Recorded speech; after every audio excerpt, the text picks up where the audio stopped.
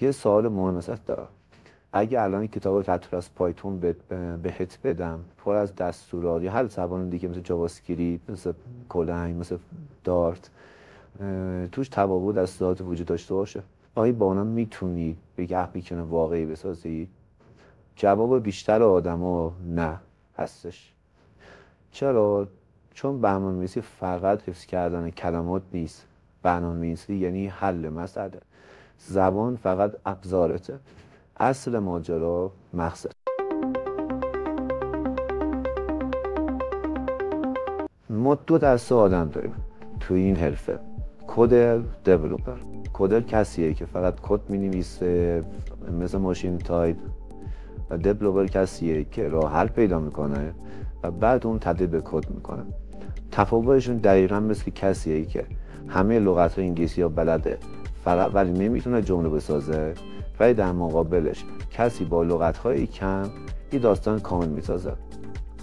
داستان به این نحوه: اگه اول فکر کردن و حل مسئله یاد نگیری، هر زبانی هم یاد بگیری کیش میبنه و نتیجه نمیتونی بگیری.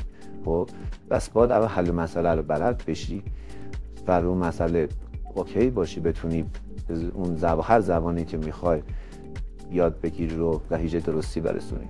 وقتی تو الگوریتم و تفکر حل مسئله رو درک کنی، زبان برنامه‌نویسی واسه خیلی ابزار ساده میشه و تو هر زبان جدیدی میتونی راحت درک کنی. تازه میتونی بین زبان‌ها جابجا بشی و همیشه قوی بمونی، یعنی راحت میتونی هر زبان بروزی رو یاد بگیری.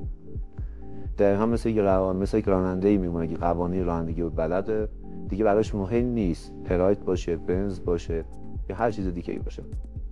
پس این خیلی مهمه که شما این تفکر و مدیریت کردن و چالش هایی که تو برنامه‌نویسی میخوری و بتونی اصولی. پس راز اصلی قبل از یاد گرفتن هر زبانی قدرت حل مسئله و الگوریتم. اینطوری زبان برنامه‌نویسی میشه مثل یه اسباب بازی. و نکته خیلی مهم، من مثل بقیه اساتید نیومدم اول برم روی زبانی یک دوره بکنم کلنگ رو شروع کنم بدون شناخت اپی. من یه مپ به کانالم گذاشتم، چند تا فهرسته قراره طبق اون دوره ایجاد کنم. یعنی من الان میخوام دوره تکنیکای حل مسئله و الگوریتم، بعد کلنگ و کیت های دیگر شروع کنم. میخوام از صفر بهت یاد بدم. نمیخوام فقط پیدیو تولید کنم، میخوام اصولی بهت یاد بدم که شناخت خوبی از این قضیه داشته باشید. و نکته خیلی مهم، تو جلسه بعد اولین الگوریتم رسمی رو طراحی میکنیم و یک فلوچارت ساده طراحی میکنیم.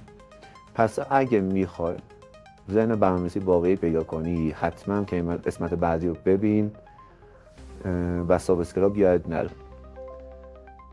اینجا کانال مستر کد و قرار آینده رو تو حوزه برنامه‌نویسی با هم رقم بزنیم.